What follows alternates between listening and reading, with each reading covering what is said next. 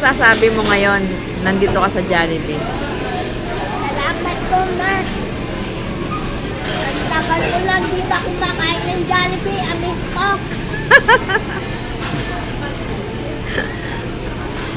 So, ngayon, okay lang sa'yo isang beses sa isang bang kumain sa Jollibee? Ano, akala ko, Tutsak lang, papa. gusto mo kahit isang beses lang. Oo, manawagan ka sa mga maging sponsor sa'yo. Sabi mo, Jollibee. Pa-sponsor naman po si Pogi Bagsik. O, manawagan ka na kay Jollibee. Tawagan mo si Jollibee. Nakakapitan ako ng Jollibee sa aswang. Sasalita ng puno yung bibig mo. Huwag ka magsasalta ng punong bibig mo. Kailangan yung ano. Buwa. Ubusin mo muna yung kinakain mo.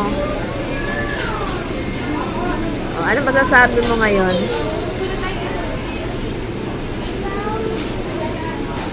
Salamat po, ma. Tatlo. Ang tagal ko na po di ba kumakain ng spaghetti. Amis ko na. Ayan guys, na-miss na daw niya yung spaghetti.